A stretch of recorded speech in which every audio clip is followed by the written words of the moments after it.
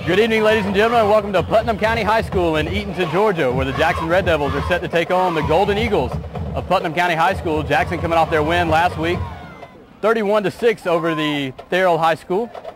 And tonight they'll look to take on the Golden Eagles, who are 1-0. They beat Hancock County last week, 43-6. And Joey, last week we saw some excellent action going on. We saw the likes of Ball and McKibben, and we'll see what they can do tonight. Yeah, we really did. Ball showed a lot of athleticism last week, and Christian Kelly showed some good touch on his passes. Hopefully we can see a little bit more out of him, and maybe a little bit more from the running game this week. Yeah, we didn't get to see their starters much last week, and as they started to blow them out after the first half, so we're probably going to see a tighter game this week. Putnam County, a two-way school, pretty competitive, 3-7-1 last year, but they look to have things turned around a little bit. Yeah, hopefully it'll be a real good game. A lot of hard hitting, a lot of speed on the field, so hopefully we can see a good fight battle, and hopefully Jackson can come out on top this week. All right, well, Coach Mike Paris had to be happy with last week's win. They took it 31-6, as we said, and now they'll take their first road test of the year and try to stay on track, as they've won the first one, and you can't win them all until you win the first one. We'll be right back with first half action. You're watching Sports in the South, your hometown sports network.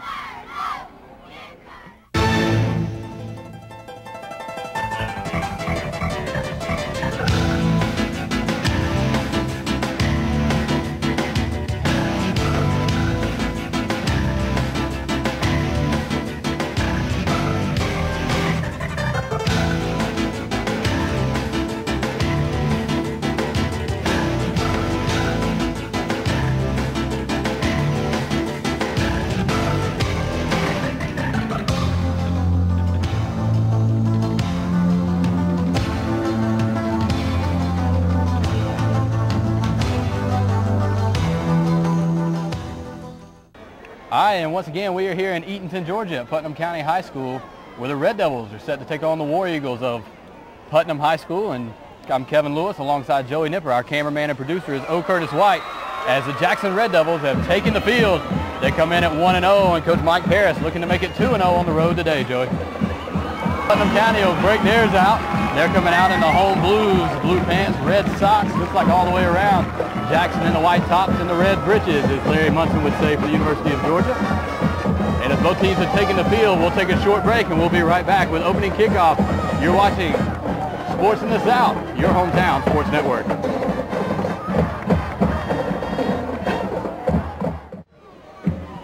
And we are underway. Kyle Staples' kickoff is taken by Foster at the 10. Looking for a seam, and he's hit at about the 23-yard line, a return of about 13 for the senior number 15, Johnny Foster.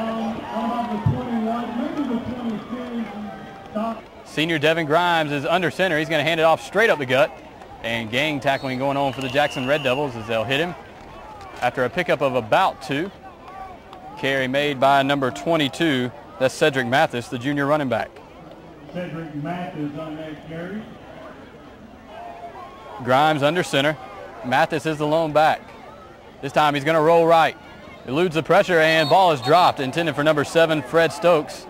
And nice coverage over there by the Jackson corner. It looked like Grimes put that one right on the money. He just couldn't hold on to it. Third down, and we'll call it a long 7. Grimes under center, 2 receivers to the far side. He's going to roll left this time. That can be dangerous. He's heading towards Ball's territory. And the pass is too high, intended for number 85, Roderick Evans. And now we're seeing number 11, Nearon Ball, make his presence known for Jackson.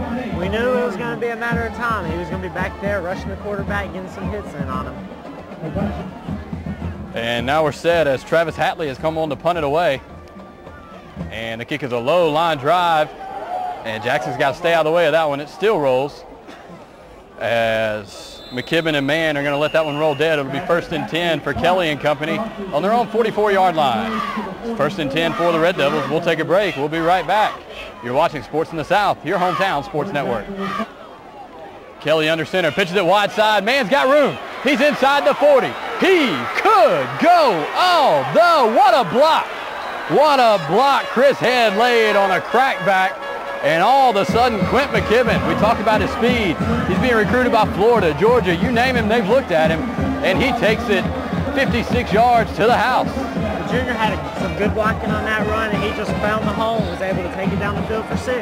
And that is how Coach Mike Paris wanted to get this one started, as Kyle Staples will come on to attempt the extra point. And as you take another look at that one, you'll see how he pitched it out wide side and got a wide open look, and he just took it straight up the sidelines the rest of the way. Fake. They're going to fake it, and he's going to run it in. Matt Coughlin throws it wide side, and that's number 32, Chris Pope, the senior tight end. And we've seen that spread, and this time it works for the two-point conversion. Jackson jumps on top. This was one of those situations where it looked like Putnam County didn't even shift with the climb. And that's just a big mistake on their part. They caught him sleeping. They were taking a nap after classes today, and the Eagles might want to wake up and get this one started, because with 10:49 to go in the first quarter, it's Jackson 8, Putnam 0. We'll take a break. We'll be right back here on Sports in the South, your hometown sports network. Junior Kyle Staples set to kick it off. Deep return again is Johnny Foster. High end over end kick. Foster takes it from the 8. Looking for a seam up the middle, and he's taken down at about the 23-yard line, so about the same field position. 1st and 10 for Putnam County from their own 23.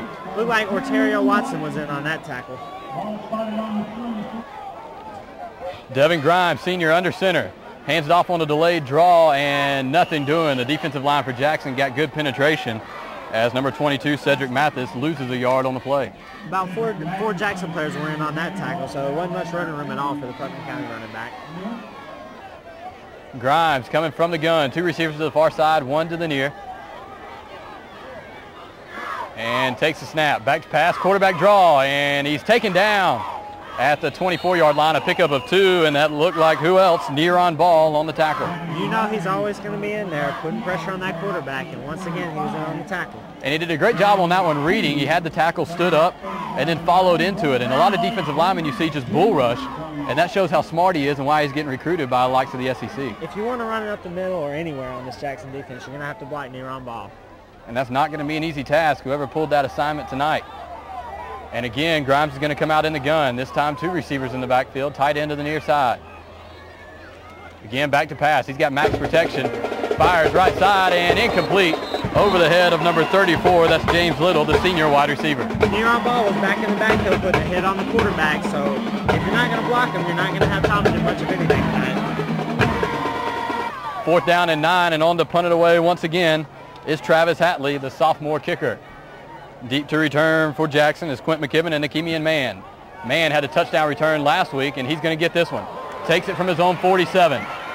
Coming near side, he's across the 50 and finally taken down at the Putnam County 47, maybe the 48-yard line. We'll check the spot. But a return of about 6 yards for number 12, Nakemian Mann. 1st and 10 from the Putnam County 46-yard line for Jackson this time. They'll come out, weak eye formation. Again, it's McKibben on the handoff. He trucks him. He looked like Brandon Jacobs of the New York Giants running over that one. A pickup of 2, and we're going to call it 2nd down and 8 now for the Red Devils. So Kelly gets the play in. 2nd down and 8. Just under 9 minutes to go here in the first quarter. Red Devils lead it 8-0. Kelly getting the signals from the sidelines as Putnam County is getting their defensive set. They're staying in about a 4-4 defense, Joey, as they're not looking for much pass from Jackson. They're not. I mean, you got to expect it with McKibben back there, though. Kelly's going to go from the gun now. 1 receiver to each side. 2 backs. And whistle on the play. And I think we're going to get a delay of game penalty. Delay of game will back him up 5 yards, and it'll be 2nd down and about 13 from the 49-yard line. Kelly from the gun, back to pass.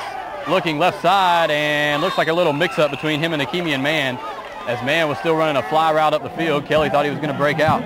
Yeah, it looked like he just ran the wrong route. He might have been open, but can't do much when you don't run the right route.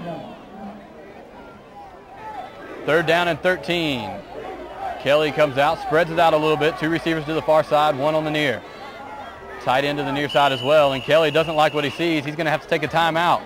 So with 8:13 to go in the first quarter, Jackson leads 8-0, takes their first time out of the half, and we'll take it with them. We'll take a short break and some words from our sponsors. You're watching Sports in the South, your hometown sports network.